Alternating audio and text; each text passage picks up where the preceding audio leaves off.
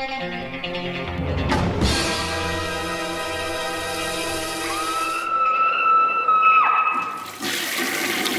guys, what's up? It is week 397. Let's hop right into the reviews. The first one up is Yokohama BJ Blues from Radiance Films, and this stars legendary actor Yusaku Matsuda. And I know him from the game trilogy that Arrow put out, but I also know him from a couple other films. He was in a movie in '88 with Michael Douglas, Black Rain. But he was in The Beast to Die from 1980, which is a really good crime film, drama thriller kind of deal.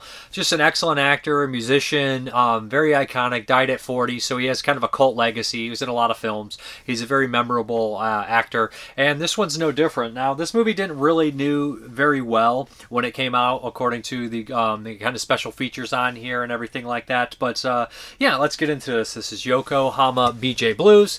Now, this takes place in a location in Japan, Yokohama, and the special features really kind of give you a lot of context here, which I think helps the movie appreciation. I enjoyed it, though. I think it's a very good movie without any of the context or knowing, the Japan geography and the kind of cultural, societal, and intricacies and all that kind of stuff like that. Intricacies, sorry.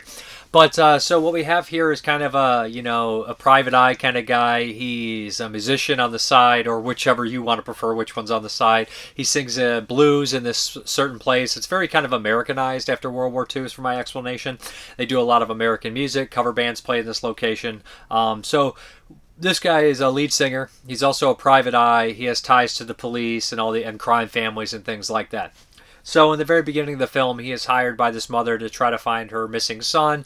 He ends up tracking him down, and we kind of see this in the very beginning. He's talking to this kind of crime family, this guy with a shaved head, who's kind of really eccentric, and his kind of bodyguards, one and Ali, and all that kind of stuff. And he meets the young boy, and he seems to be a houseboy, kind of house-kept boy. And there's definitely like a homosexual element here, especially with Ali. You find out that he frequents kind of like gay biker kind of culture and everything, frequents some of those guys and hooks up with them regularly. So that was kind of a different kind of approach to this. So he basically gets involved with this case, settles it, meets this person, but he is approached by his best friend, childhood best friend, who's a police officer, who warns him, I'm getting out of the police force, I'm too close to the family, and he is killed within the first 10-15 minutes of the film.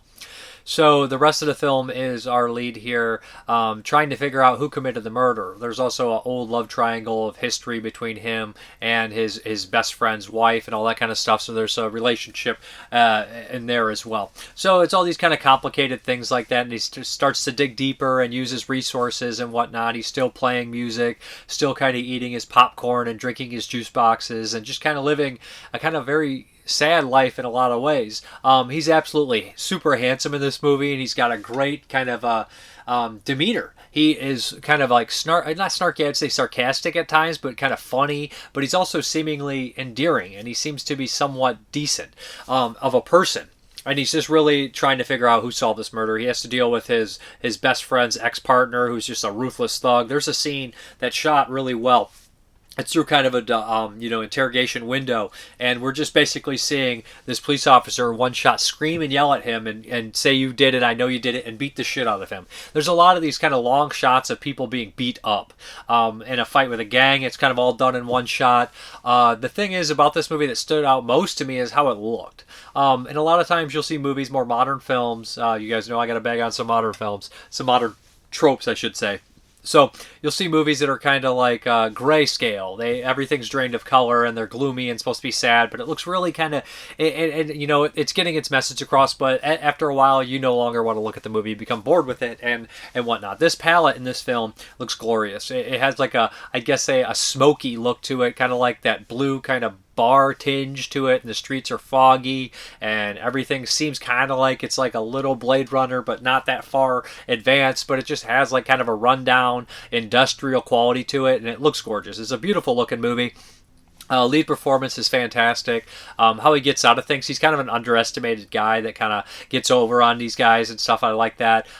There's some twists and turns. It's really sad. It's a morose film, but it's really well directed, really well acted. It's got a great color palette. Now, towards the end of the movie, there's a little bit of maybe jumping here to there, you know what I mean, where people might lose some of the story, or you're like, wait, how did that happen? Where are we at here? But there's also kind of a relationship that blossoms like a friendship between him and the young kind of houseboy, I guess you'd call him. That he's kind of replacing that partner, or maybe even more than that. There's definitely some homosexual tendencies possible in here. There's also some really great comedy moments that aren't like hysterically slapstick or laugh out loud. Very subtle, good humor. Like at one point our character steals the toilet paper of the mob boss, and that plays into later on. Or our character will basically... I'm trying to think. One of the best moments is there's a scene where he comes home and his kind of girlfriend is sleeping with she's doing tricks and everything, and his interaction with the guy is absolutely hilarious. Overall, I was really happy with this movie. Radiance Films tends, I don't think I've disliked any of their movies. I think they've done great work. All their film is pretty unique and everything. Now, when you get to the features, you basically have high definition, of course, and then you have a new interview with Mari Hemi, actress in the film. New interview with Suchi Maruyama, and that is the screenwriter of the film. That's really interesting because he's talking about the lead actor, of course, died, at 40 many years ago, and he says, Toei really wanted to make a movie with him, so he kind of had carte blanche, and he had just saw Cruisin' from 1980, so that's probably, he wanted a lot of music, he loved the music in that, and that's probably where the leather kind of culture kind of came into the film, because there was definitely some biker leather gay stuff in here, and that comes in here as well. And then they wanted to do kind of a long goodbye kind of film, kind of neo-noir kind of deal with the detective at the center of it. So those kind of two things are kind of married, and they kind of did their own deal like that. But overall, I thought this was really fantastic. There's also Yokohama location guide with Toru Sano, and that stuff's interesting to me because he points out this used to be an industrial building, and now it's all kind of like shops and everything like that, and everything seems to be more consumerism instead of industrial kind of work. It's just a big change, big differences, but interesting, and also adds context to where they were filming and how it felt and how it looked. Just a really good film. I would highly recommend this one. Great kind of film, neo-noir thing, drama with a lot of good music, performed by our lead actor here too. Yokohama BJ Blues is one of the songs in there as well. Check it out. I would highly recommend this movie. Great release from Radiance Films. Okay, next one here we have from Eureka Films, and this is The Sword. This is directed by Patrick Tam, who was basically the mentor to Wong Kar-wai, so that's a huge name. He also did a movie called Love Massacre from 1981, which is a really good Hong Kong kind of thriller, slasher kind of horror film, very underseen, good film for sure.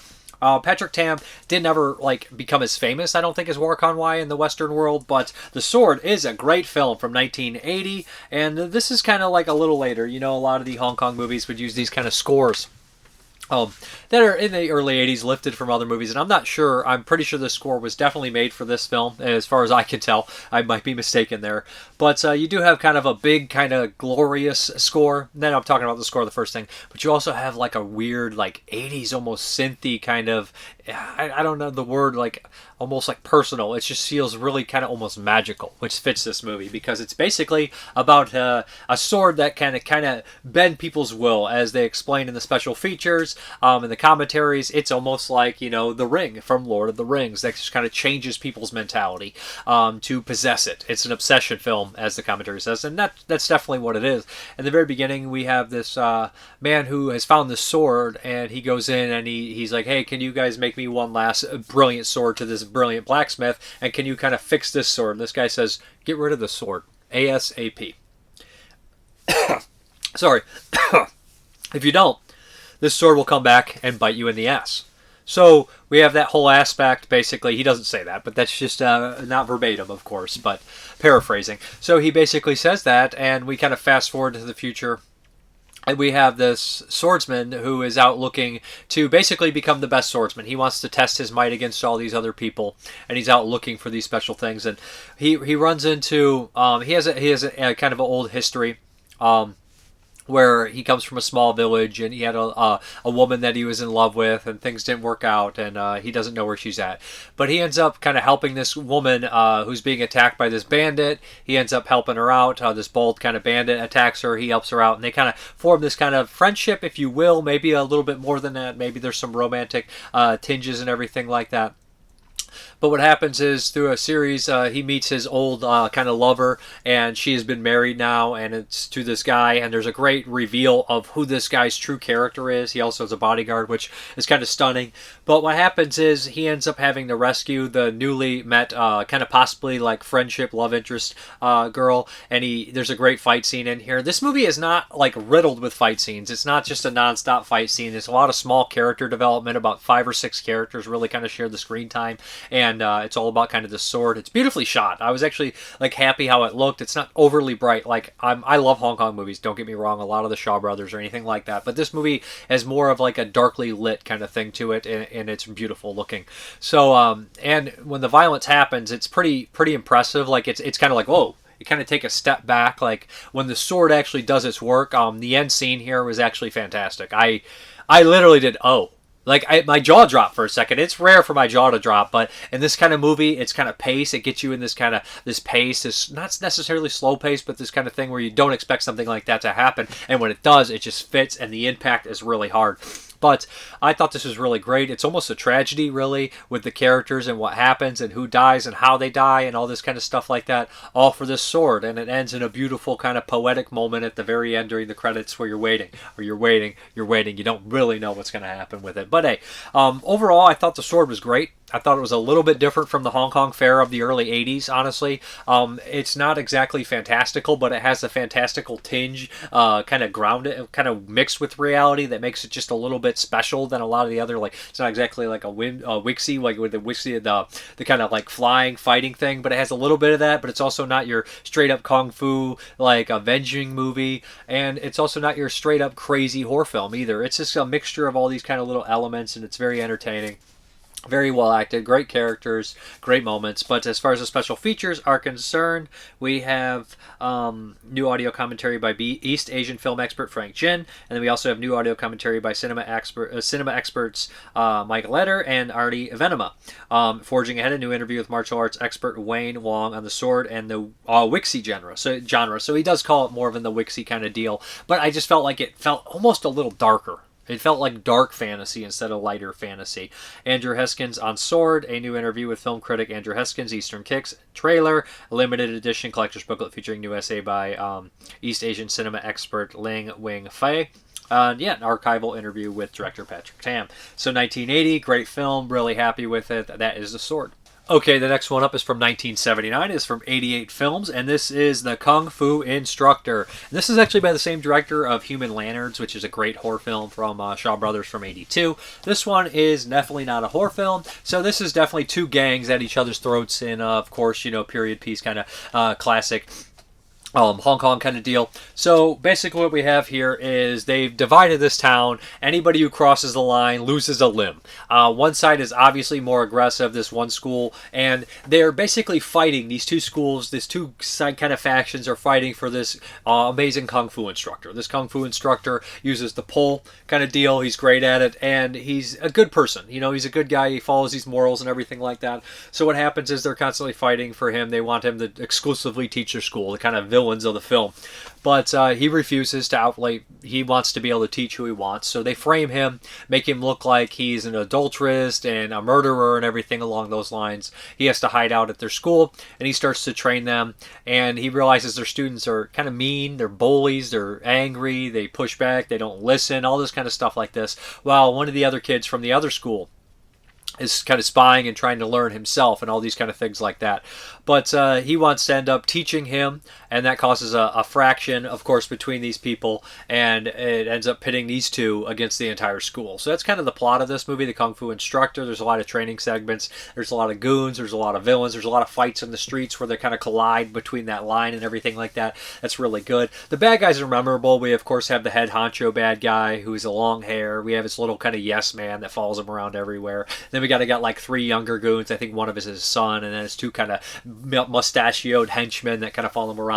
But it's not overly violent in the terms of like gory or a bunch of people being murdered or anything like that. In fact, I'm not even so sure if any actual people die. It's more of the kind of arrest film. But The Kung Fu Instructor is a solid film. I think that the choreographing and the fight stuff works really well. I like the lead actor. I like his kind of moral compass within it. But overall, this is a good one. It's not great, but it's good. And as far as the special features are concerned, we have basically nothing except, you know, kind of the two Mandarin, English, and we have English and Mandarin language, and we have an HD transfer from original negative, 2.31351 aspect ratio. So yeah, we do have a poster and everything in here. It's a nice release. No features, unfortunately, but Kung Fu Instructor, still a good film, and it's nice to see like kind of the stick pull play, which is a little bit different than some of the other Hong Kong films. Okay, next up, we're moving along in the Shawscope set, and we're on disc 4. This is the 14 Amazons. Now, this is the only film on the disc because it is a giant epic, and this follows the story of the Yang family, which is a real family in China and everything like that, and it's a classic kind of story. There was a book, I think there was a play, and this, I guess, follows more closely to the play than anything, than the actual book or the real history of anything like that. So the commentary kind of explains a lot of this, but boom, this movie opens up, and a lot of Hong Kong films have a lot of characters, and it can be hard to follow, but it opens up with kind of the patriarch of this family. He's a general, he's fighting this losing battle, and all his men are getting killed except a handful, and he says, listen, go give this message to my family and everything like that, and he ends up going out in battle and being massacred by the leader and like the 5 generals or the 5 sons or the 5 princes, they call them princes, and they brutally kill him. They introduce all the characters really well. This movie is one of the ones that stops in the very beginning and is like, boom, this character, and you're introduced to, within the first 20 minutes, you're introduced to probably 30 characters with all names and who they are and all their interactions with each other. So news gets back, it can be very confusing, and it's called the 14 Amazons because we have basically, like, what is it, the 7 samurai or the 13 assassins? They're basically the ones there to going to handle the business and take care and fight. So of course, they go back, and almost the entire, most of the men in this faction, in this army, in this family, it's kind of the Yang dynasty, this family have all been killed before. They gave themselves to fight for what they believe in, and, for China and all this kind of stuff like that. So they're all dead. So the women are also all trained in battle, so they're all badasses, they're all experts. There's one character who's the son of the person who passed, who's actually supposed to be a male character, but it's played by a female, so most of the main cast is females when we're looking at one side. Then the bad guys are mostly males in that. We do have a couple of the generals that survive that are friends of the family, not necessarily in the family, very familiar character actors, especially the one who always plays a villain. He's like a big, burly kind of mustache guy. I've seen him in a bunch of stuff, a couple Jackie Chan movies and everything like that. So they basically fight the best wishes of some of the diplomats, I guess, of the country, and they're going to go run in here and take them out. They're going to make a plan. They're going to fight this giant epic battle, and they're going to kill these 5 princes and get their revenge, because it's not right that their family was butchered like that. So the big movie is like a 2-hour and 10-minute film. They do this whole giant journey to go fight them. One of the most memorable scenes in the film is, of course, the human bridge, which was fucking bonkers and insane and super over the top and wild, and I was like, are they doing this? This is really crazy stuff. The battles are great. The last battle is awesome, where they all kind of are in this kind of palace. The villains are really memorable, especially the one with the fucking crossbow. He's just, with the bow and arrow, he's just a bastard. So great villains, good main characters, a lot of characters you like. A lot of people die. They kill main characters off. They kill a lot of people. There's a lot of miniatures with flooding and everything like that. Overall, 14 Amazons is an epic. It is a little long. It is a little hard to follow all the characters, but I guess it's really fairly accurate to the original musical, not musical, but play, The Big Show. And I think they did a good job. I enjoyed the movie overall. But let me get into the special features on here. I think there's really only kind of a commentary. I don't think they go into super depth. I might be wrong, though. My memory is not what it used to be. But yeah, we have it Mandarin and English, and we have subtitles, of course. Brand new commentary by Jonathan Clemens, author of The Brief History of China. Interview with stuntwoman Sharon Yang from 2004. Interview with film historian B.D. Chang, 2005. Interview with film critic Law Carr, 2005. All by Frederick Arbassini. I think that's how you say it there. Is that possibly French? I'm not 100% sure. That might be Italian. I'm not 100%. But yeah, regardless, this is a really nice release. The 4th disc. Next week, we're going to tackle The Magic Blade and the Clans of Intrigue. Those look like a lot of fun. But yeah, digging the disc so far. Nice period piece epic film based on his history somewhat. But yeah, 14 Amazons. All right, let's get to some of these 2024 movies. And the first up is a film directed and starring and partially written, I believe, by Whalen, character actor from People Under the Stairs, Jury Duty. He's in a slew of movies. He's always solid character actor, always does good stuff. I think he's in Laid to Rest as well. So he stars in this movie called Crust. This is an Anchor Bay release. Anchor Bay recently put out 3 new horror movies, Bruptio, Kirsten Baja, and Crust. So, where's this one rank among them? I actually think I prefer a Brio, but I put this over Kirsten Baja. And I really do like Whalen. It also has Daniel Roebuck in it. It has Felissa Rose in here. It has Alan Ruck. And there's a couple other people that pop up in here that I think people remember. I don't want to lose any. Ricky Dean Logan. And, Rebecca Kennedy. All kind of familiar faces.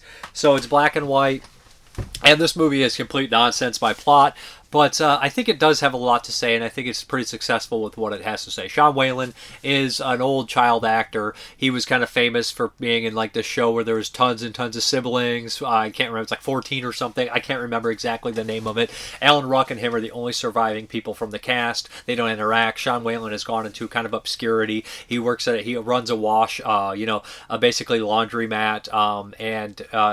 Daniel Roebuck is kind of his drunk friend that works there and repairs things for that. And everything like that. So it's basically he kind of lives in obscurity, and one day his girlfriend breaks up with him in front of this woman, and she starts to kind of talk to him and starts to realize like him and everything like that.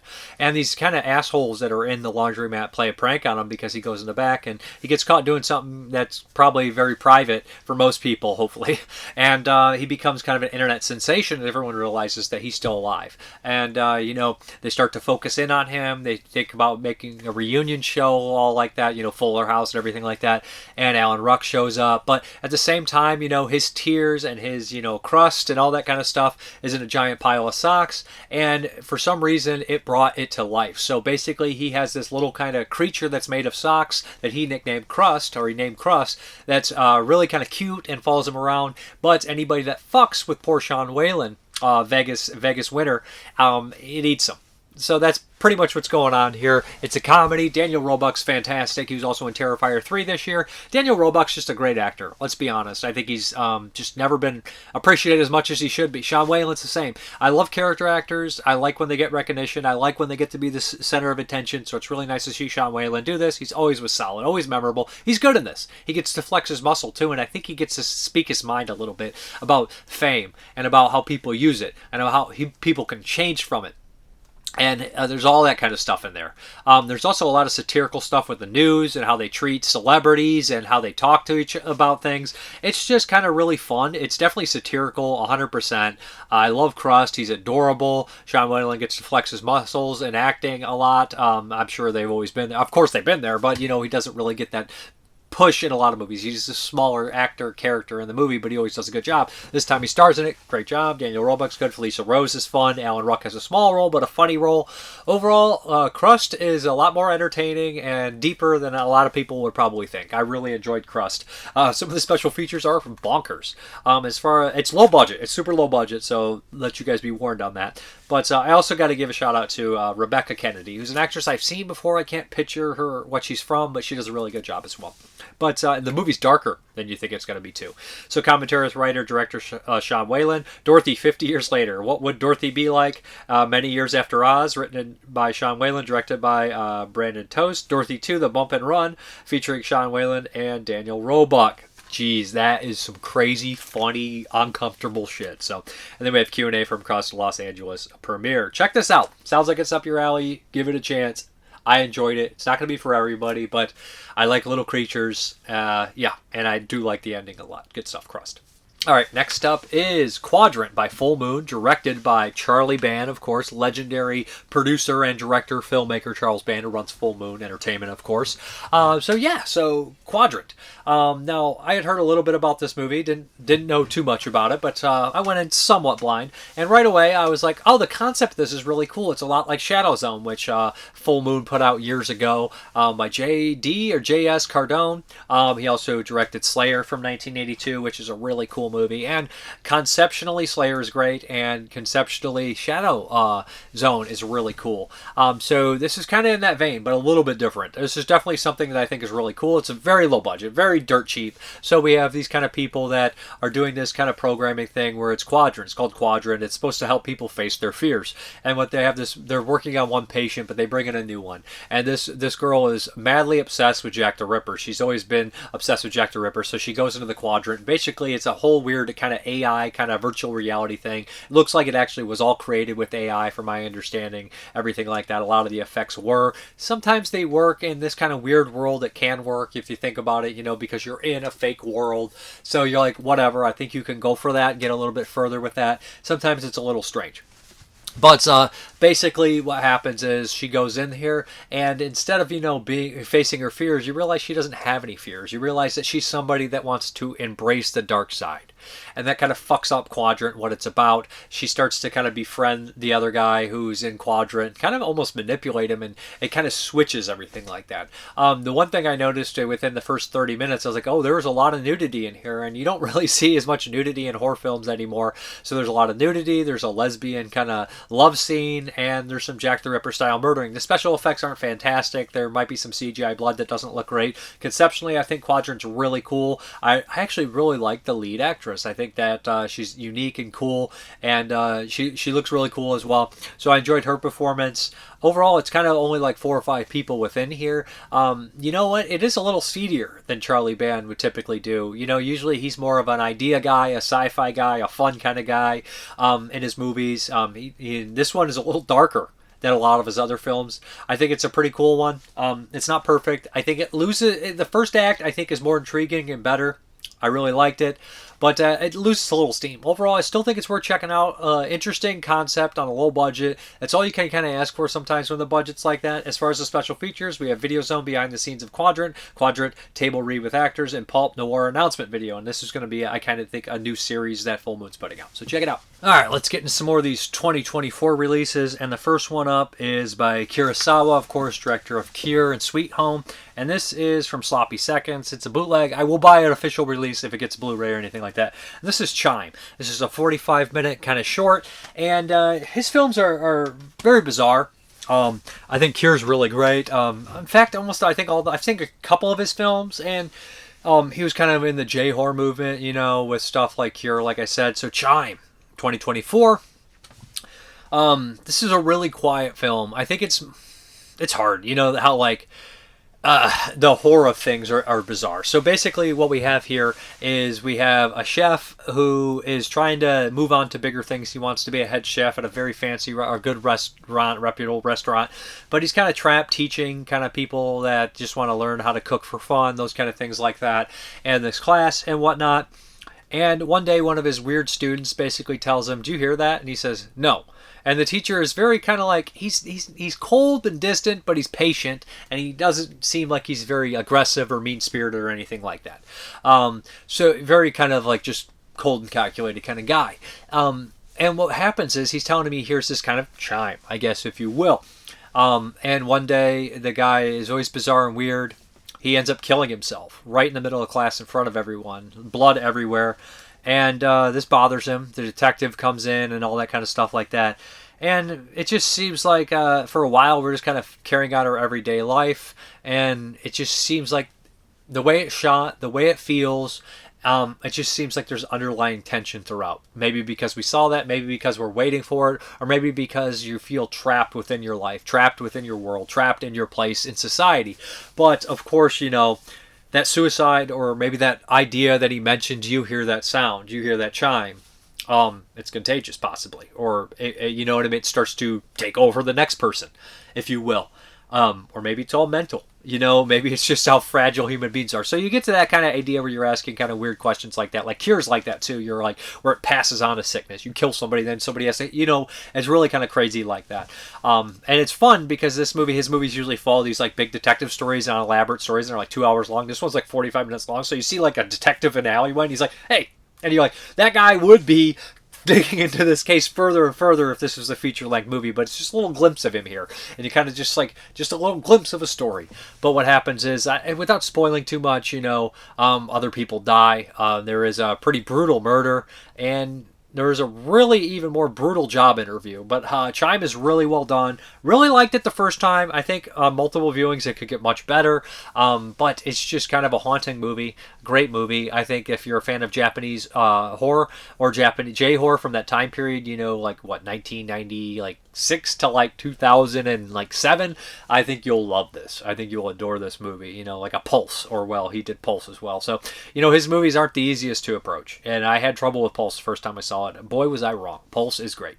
And Cure is also great. And I think that on multiple viewings, this could get much better. I like it. I'm like a 7 out of 10, and I think it could get better and better. But Chime, great stuff. Check it out. Okay, next one up. I rented on Amazon Prime, and this is Sleep. This is a South Korean horror film, and I heard good things about it, and it didn't really disappoint. It's a solid film. What we have here is a couple. One is an actor, and his wife is pregnant, and they're really close to giving birth and everything like that.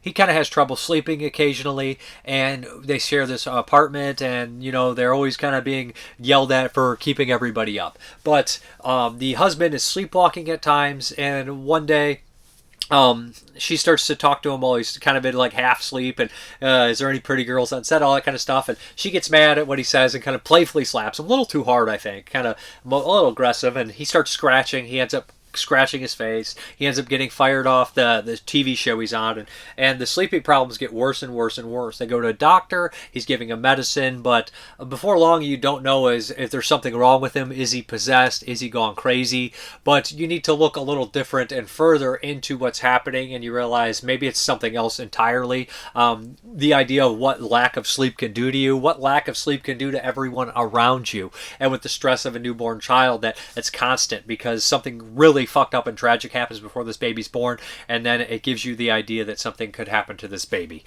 without giving too much away. But as it goes on, it kind of be one of a couple things, but maybe it's something else entirely, and at the very end you're kind of left like, I wonder. But Sleep, really well done. There's a reason they made the guy an actor.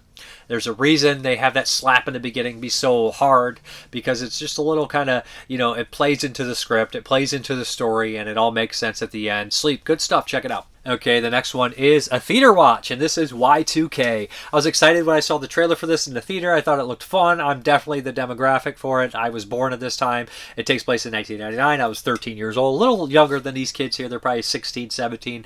They're supposed to be at that age. And in Y2K, of course, 1999, everybody was entirely stressed out and worried that, the computers were all going to reset because it thought it was 1900, and all the technology and everything was going to go crazy. Planes were going to fall out of the sky. Everybody was going to die. Machines were going to go nuts. Maximum overdrive on steroids. That's what everybody thought Y2K was going to happen, right? It didn't. We were okay. We were all right.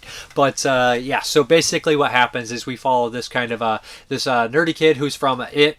He's in the It films. He's a good actor. He's good in this as well. And his best buddy, who is I think the actor from Deadpool 2, who has the fire powers. He's really great on this. Steals the entire fucking movie.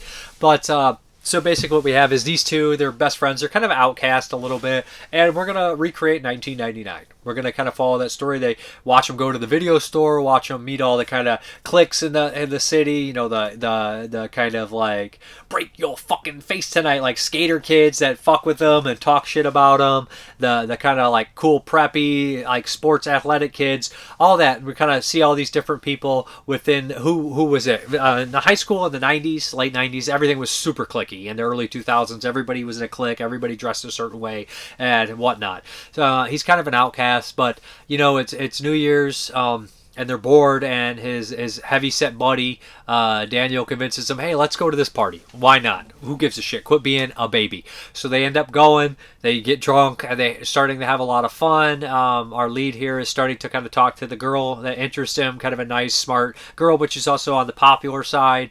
And what happens is, of course, Y2K. And right when that happens, the lights shut off, all the machines go crazy, but instead of having your typical, hey, the the headphones blew up in my ears, or this machine called me an asshole, like Maximum Overdrive. What the machines do is they start to do singularity, right? They want everything to be the same. And so we got a Body Snatchers kind of story in a way, right? But the machines start to build themselves up, right? And they start to like take pieces from technology like that. I think there was like an X-Men character. It was like all that like genetic, like kind of cyber disease shit. Was it called the Technovirus? Is that what that did? But I remember like a bunch of like panels in X-Men back when I was a kid that were just like crazy technology bullshit, wires and stuff. So basically they start to create these kind of giant robots and everything like that. The characters are a lot of fun. Everybody was kind of a douchebag in the late 90s and early 2000s like that, so it's not that exaggerated if you guys think so. Everybody was like that. And high schoolers are ruthless. They're assholes, they're elitist in the stupidest fucking ways, right? About music and all this kind of stuff like that. But they really established their main characters fairly well.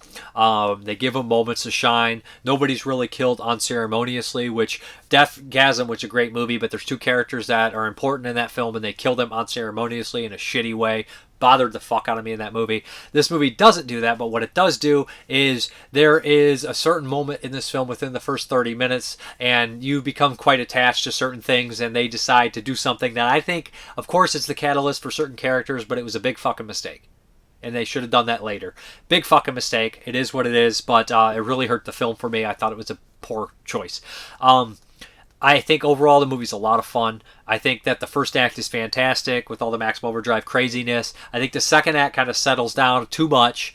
And I think that the end act is all right. There's a cameo by somebody. It's a perfect cameo right from the second when you see this person in the shadows. I was like, it's got to be them. It did not disappoint. It's fun. It's entertaining. It's really good, but it has too many flaws for me to love it, which bothered me. There's a couple critiques I have that bother me enough to not absolutely adore the fucking movie, to leave it off my top 10 because of it. But otherwise, there's some stuff that I absolutely love about the movie at the same time. I could watch this a few more times and maybe fall a little bit more in love with it. But there is some moments, like I said, that second act's a little dull. I think that the musical Be More Chill actually kind of does this a little bit better. A lot better, actually. But overall, Y2K is fun. If you grew up at that time period, I think you'll love it, or you'll get a kick out of it. The first part of Superbad makes Maximum Overdrive. So, hey, you can't go wrong with that if you like crazy, silly, weird shit. Love Superbad when it came out. Love Maximum Overdrive. Still do. Still love both of them. And that beginning part is a lot like that. So, and then it kind of does the whole, like, hardware. Somebody mentioned hardware with the robots putting itself together. I like that kind of stuff as well. Some of the kills are really cool. Gory, fun. Overall, Y2K is worth your time. I think so. Okay, the next one here, Arcadian, with Nick Cage. I'm going to be very brief with this. This is a post-apocalyptic movie. Nick Cage is pretty solid in the film. And another thing about the movie that I absolutely love is the monsters in here are scary. They're toothy sons of bitches, and they're horrifying. Especially when you compare it to something this year like Watchers, which probably cost a lot more than Arcadian. Or is it Arcadia or Arcadian? I see it spelled as Arcadian, but maybe I'm wrong. But honestly, the monsters look really good in this, and when you look at it compared to Watchers, the Watcher monsters look like shit. So, I thought that they did really well with the monsters in here. Basically what it is Nicolas Cage is kind of isolated in this farm, and there's a small community. You can't go out at dark because these monsters will attack. He has two twin boys that he's taking care of, and there's a little bit of, back and forth between them. They're hitting that time and puberty and all that kind of stuff, maybe a little older.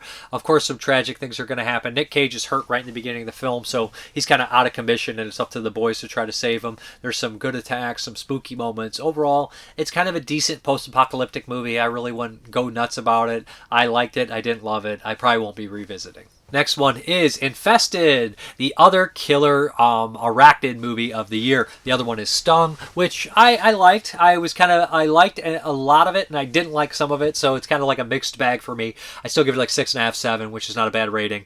But we're talking Infested. This is a French film. The French people take this one fairly serious. It's a killer spider movie, but it's done really well in a lot of aspects. So we have here is kind of a apartment complex, kind of where the people have become more like close, more like a family unit, because hey, they don't got anybody else, but they're kind of in the slums and everything like that. And what happens is we have our lead character who basically loves like exotic animals like reptiles and amphibians and insects. So one day when he's he trades shoes a lot and stuff like that, so one day he's out at the kind of place where the guy gets illegal shoes, gets all sorts of shit. And he has this kind of wild spider. He says, man, what is that? I'd like to buy that. So he buys this spider. In the beginning, we realize the spider is serious business where it came from, very deadly. And we have kind of a dead alive scene right in the very beginning, right? So if you've seen the movie, you'll know what that means. But so he takes the spider home in his apartment. We kind of are introduced to all the different characters, all the people, all the tenants of the place, some older people, all these people, his sister, and there's an old friend that's coming to revisit it. They had a falling out, so there's some tension between them, but everyone else seems to really like this guy. There's also kind of like a cop or like a wannabe cop that lives here that's a complete asshole and a very aggressive. So the spider gets out. We all know it's getting out, and it bites somebody and kills them. But it just doesn't kill them. It's a little bit more than that. It multiplies rapidly, and the spiders come out. They get bigger, they get crazier, they get wilder and grosser. Eventually, the entire apartment complex gets kind of shut down, like Rex style. They're trapped in here. They got to fight for survival against a bunch of fucking spiders. They got to come together, and it has the thing where the spiders move at night, in the dark, not at night, but in the dark they move more like that. So there's all that. Characters do die. A lot of characters die. They die violently. The special effects are pretty solid. They use practical and CGI. Overall, I wasn't really angry about the effects. I felt the anger of the characters towards police officers in this movie at certain times and everything like that. But overall, I thought Infested was pretty fucking good. As good as you could take it seriously. And it was well acted, well directed, liked the look of it. Kind of refreshing. I don't mind movies that are...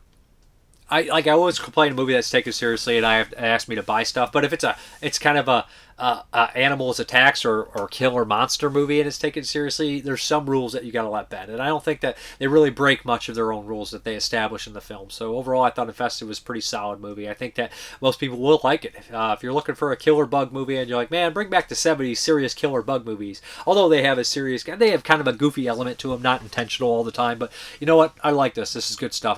I think I like Infested over Stung, but both have elements that are really cool. And I've heard people talk about this, and I would agree with that kind of aspect, that both have these elements that if they mix it together, you might get the ultimate killer spider movie, because Stung has this weird playful energy that almost is like an Amblin movie. But there's times of it that just cross the line a little bit too much to where it's like it's not as dark as Gremlins, should be a little darker than Gremlins, and it doesn't quite work on all the levels. I think Infested a little bit better, but I liked both of them. Check it out.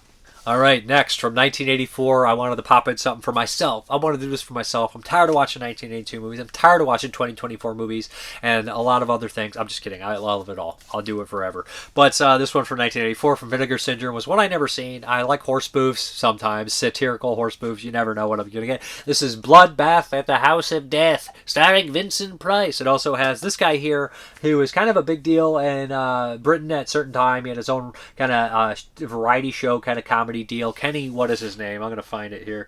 Hope I don't lose it. Sorry. Kevin Loins?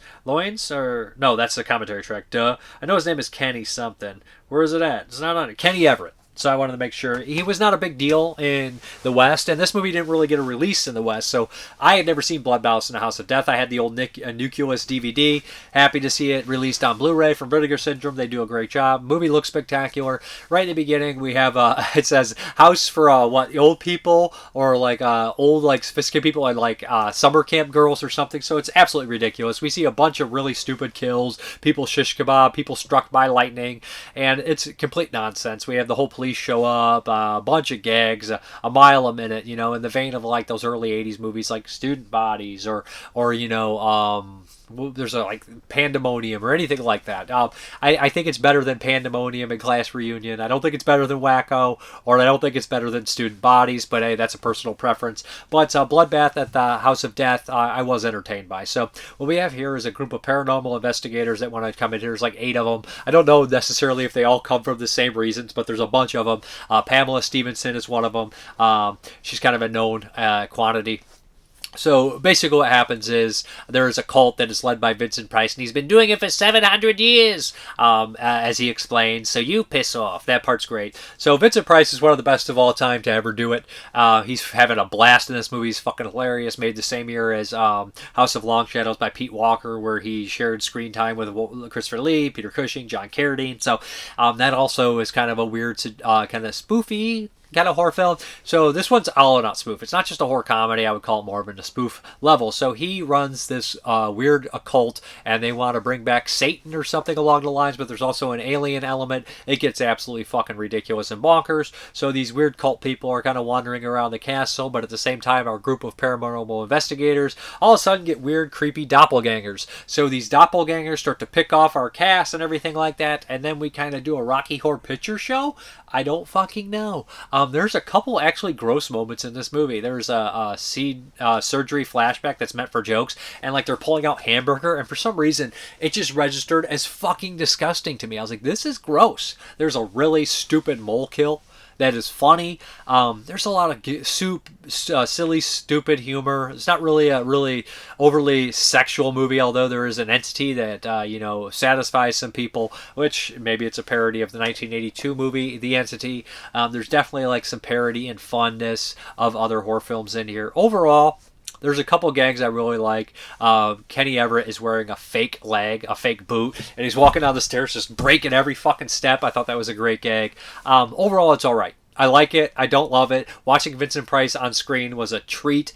He's chewing the scenery. Every moment he's on screen is hilarious. Every moment he soliloquizes or has a monologue is great, brilliant.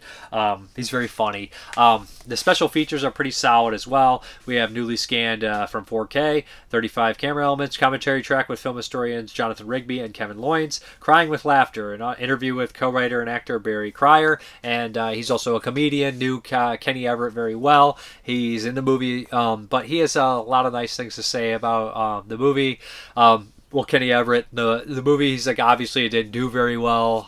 I think they still really had a good time making it though. Interview with producer Stuart D. Donaldson. He said he doesn't regret paying for it. Which is fun.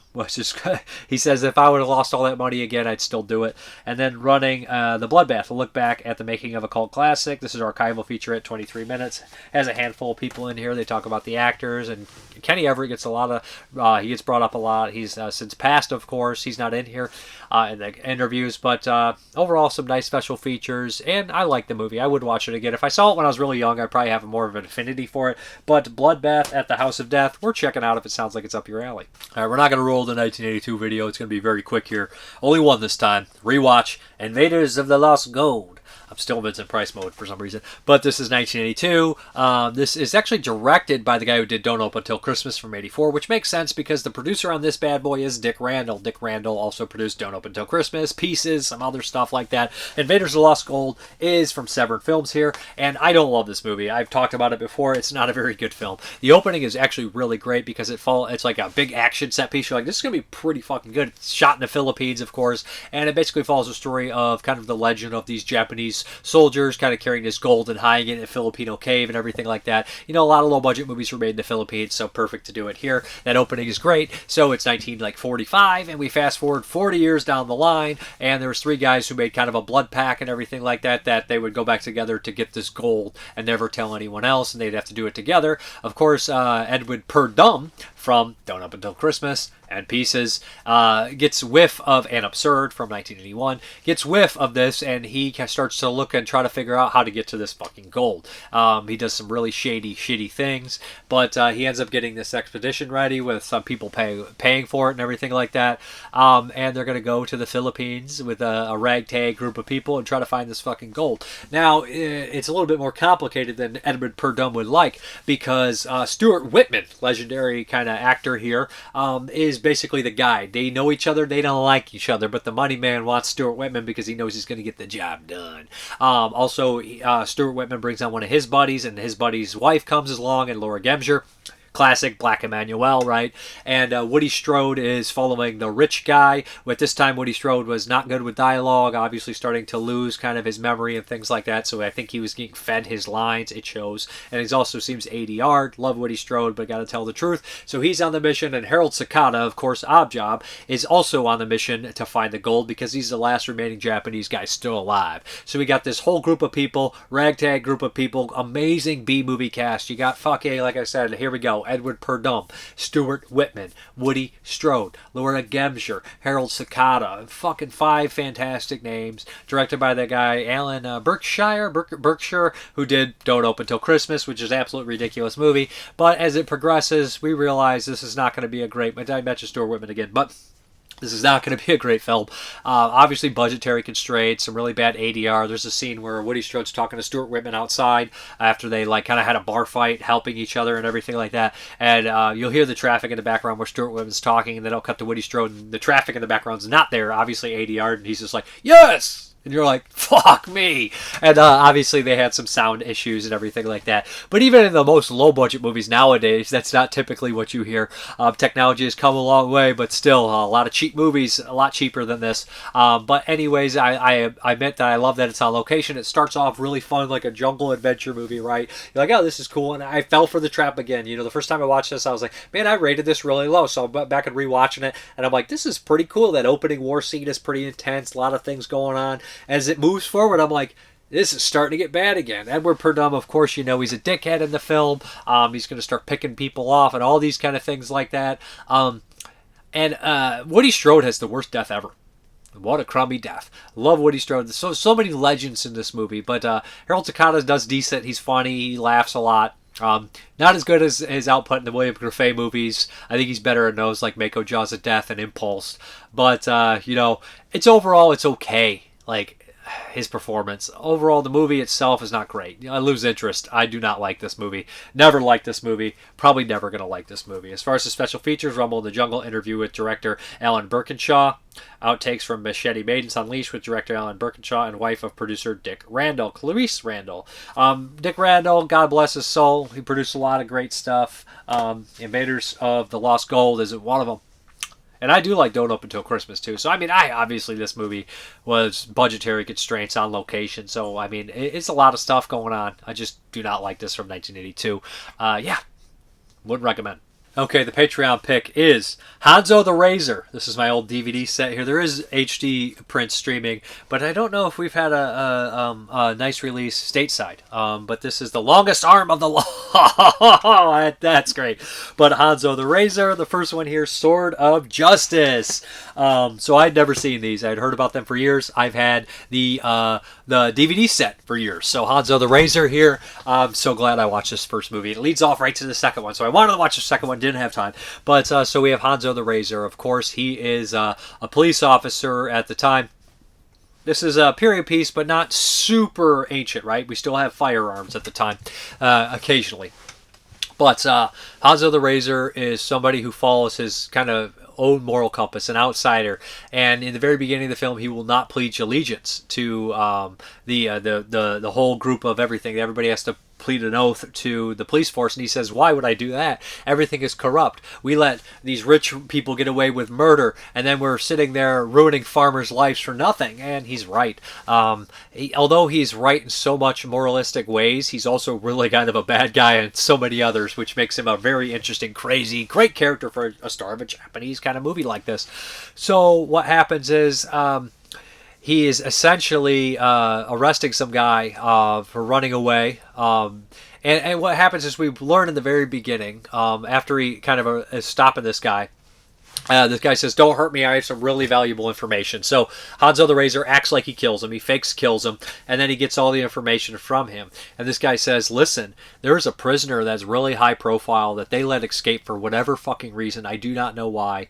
But this guy escaped. And you're like, huh. So he's kind of confused by it. He wants to figure it out. And he learns that this prisoner is actually dating some other woman who ends up being kind of a call girl, or like kind of a kept girl for his superior officer, who he does not fucking like. So Hanzo starts to move up the ladder and figure things out. And he's like, well, this guy got me here. And before he realizes that he's going all the way to the castle, all the way to like these rich people. And he does this in a lot of ways and figuring it out, but he has these kind of I guess you'll say interrogation methods is the word I'd use. And if anybody's seen Rape Man, they're not too dissimilar to what Rape Man would do to get his people to speak, to punish them. So this is crazy. There's a scene where it's pretty pushing it forward for 1972. I didn't expect it to go as far as it did, and I've been watching a lot of crazy Japanese movies. And I mean this in a compliment to have the balls to do this, or the schlong to do this, if you will. But what happens is we learn that Hanzo the Razor basically does practices and gets himself ready. So we see this kind of this weird wooden plank, and it's long and it's gnarly, and it's shaped like a dick, but a giant dick. So he puts it in there and he starts beating his dick until it's hard. And then he fucks a bag of rice, and you're like, why is he doing this? And he doesn't seem like he's enjoying it, but you realize that he's made his dick so callous and just brutal because he's using it to kind of rape women until they tell him what he wants to know. But of course, hey, they're going to cry out in ecstasy and not want him to stop, because it is Hanzo the Razor, and it is a Japanese movie from the 70s. So that's pretty crazy element. The rape scenes in here are wild, including weird bondage things, spinning things, but he rapes his way to justice, like his fellow perverted manga character, Rape Man. But the acting is tremendous by our lead here. The fight scenes are tremendous. Him moving up is great. He's just as crazy as the character is when he fights, and how he talks and how he confronts the other people is just badass. There's just no way that anybody could get over on Hanzo the Razor. I'm really looking forward to the second one. It's just a really well done movie, and the score is completely different. The score is more of like a modern score from like the straight out of the 70s kind of, so it fits the movie perfectly, but it's not your average contemporary, like, it's not contemporary. It is contemporary, but it's not your score that you normally would see in a period piece. It's more contemporary, which makes it for a really cool, stylized fucking movie. Loved it. Hanzo the Razor, the Sword of Justice. What sword we talking about here? But yeah, the first one's 72, second one's 73, and the third one is 74. So I'll eventually get to these when I get a chance. But that is the old box set, long out of print, from HVE. I have a couple of their releases, but yeah, good stuff. Hanzo the fucking Razor. Alright guys, let's get these questions, comments, concerns, all that jazz. So let me have a sip of this coffee first. I don't know why I talk like that, I'm an idiot. I'm having fun. Ken Coakley. I watched Destroy All Neighbors last night. The movie was hilarious. I teared up with laughter when Augie and the on-house guy perverted A Christmas Carol by saying to the Will character, "You'll be molested by 3 spirits. And is that prize goose still in the window of the butcher shop? Then go buy it and fuck it." Yeah, that part's pretty wild. That character's really funny, Augie. This was a real feather in the cap for Alex Winter. He was hilarious. My favorite line by his Vlad character was when he dismissed progressive rock by saying, "I can't fuck all night to it." I didn't know how to react to the hostage negotiator calling the Will character Alan Parsons. I actually like the Alan Parsons Project. I've been a big fan since the 80s, and I found out a few years ago that Alan Parsons is my second cousin. Very cool. I can also relate to having loud neighbors. Here in the nursing home, they put a guy in my room who is so loud and obnoxious he talks very loud and yells at the staff. At least Vlad was nice to people. Anyway, I also watched the last video store. At first, I thought the cinematography had a hardware kind of vibe. The premise was pretty interesting. I liked the Viper chapter and instantly recognized inspiration from Stallone and Cobra, of course. During the 90s, I did watch mostly Hong Kong cinema. I also watched American martial arts movies like Jeff Wincott, Don the Dragon Wilson, Jeff Speakman, and others. Viper seemed like someone from those kind of movies. The bathroom kind of grossed me out, but it also made me remember working at certain video stores. The first one I worked at had a bathroom in which the toilet had an old sign sitting on the tank. An arrow pointed to the bowl, and above it said, "New releases." I thought it was hilarious, but this movie was terrific. I haven't watched Wicked yet. A couple of friends liked it. I'm not into musicals unless they're rock musicals like Hair, Jesus Christ Superstar, Godspell, Rocky Horror, Shock Treatment. The music from Wicked was done by Steven Schwartz, whose first job was writing the songs for Godspell. The play was originally a drama with no singing, but Schwartz was approached to provide songs. Some of the song lyrics were from hymns as well as the Gospel of St. Matthew. There's a video on YouTube of the second cast from Broadway doing a few songs. One of them was Randy Heller, who went on to appear in The Karate Kid, Cobra Kai, and she played Eleanor, the tenement superintendent in Destroy All Neighbors. Very interesting. I would like to see the 4K Demolition Man. I have a crush on Sandra Bullock. I wouldn't mind seeing her in 4K. Yeah, she's great in it. I also watched the 2004 remake of Salem's Lot for the first time a couple of nights ago. It was kind of weak compared to the '79 version. I remember when it was on CBS, and my mother didn't want me watching it because it was so intense. I still managed to watch both parts. The 3 window scenes alone made it the best version. I went to Evil Dead 2 at my local cinema. There was a Harvard professor discussing horror and film. He mentioned being a fan of the 1979 Salem's Lot, emphasizing on the window scenes. But even the new Salem's Lot was better than the 2004 version. I read the book 40 years ago. In fact, the copy that Bub had in Day of the Dead was the same edition I had. Speaking of vampires, are you planning on seeing the new Nosferatu when it hits cinemas, or are you going to wait until it comes to Blu-ray or streaming? I'm going that week of Christmas. Gotta. Because I feel like it has to make my top 10. Robert Eggers, Nosferatu, what are we doing here? It's got to be great. One last thing, I watched a movie this morning for the first time since 1980. I didn't like it then, but it has grown on me since. It was a 1977 film called Valentino. It was directed by Ken Russell and stars famous Russian ballet dancer Rudolph Nureyev as Russian's hard, man. As a legendary silent film star, Rudolph Valentino, who was the first Hollywood death that shocked the world. Valentino was only 31 when he died. Nureyev was also young when he died in 1993 of HIV. In the first act of the film, dances a lot. The Russian Nureyev dances a lot because Valentino was a gigolo who danced with wealthy women before he was a film star. All right, interesting.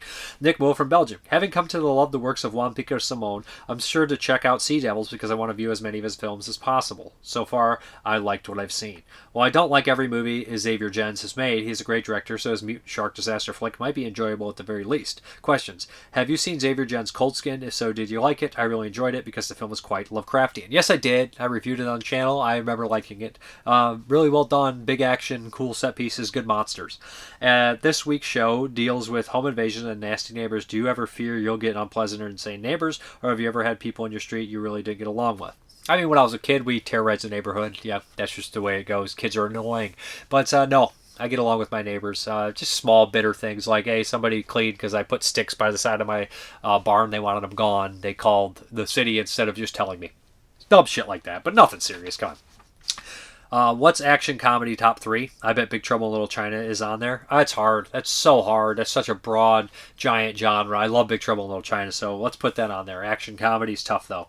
Action comedy's too big. I mean, you got the Beverly Hills Cop movies in there. You got the New Guys in there. There's a million movies. I can't even think of it, to be honest. Action comedy is just like a never-ending genre. I hope the cough is gone. Take care until next week. I feel great.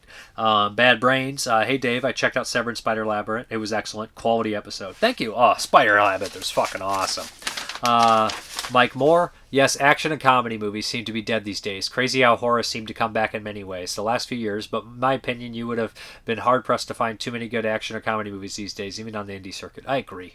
Ilk Vomit. Horror never dies, though. Ilk Vomit, I was just going to sit down and watch the last video store on Arrow streaming. Yes, it is on there. In fact, on there. But I passed and watched Return of the One-Armed Swordsman instead. Both great. One-Armed Swordsman's it's a little better, I think. I think it's a little better. I'm waiting on some stuff to come in the mail. You know, it's holiday season. My Vinegar Syndrome package has not been here yet. Hopefully it comes. I'm sure it will come. It's just the holidays are backing everything up. Just have one movie to show you. I'll have some more next week. And this is The Soul Eater from the director of Inside. Now, I don't love everything these guys do. I loved Inside when it came out. So this one's a new one. HDR, good price on it. So this is their new 2024 movie, The Soul Eater. So I'll check this out for 2024 and see if I like it. Probably next week I'll have a review of it. But yeah, I'm out of here, guys. All right, guys. Thank you very much for watching. And as always, have a good one.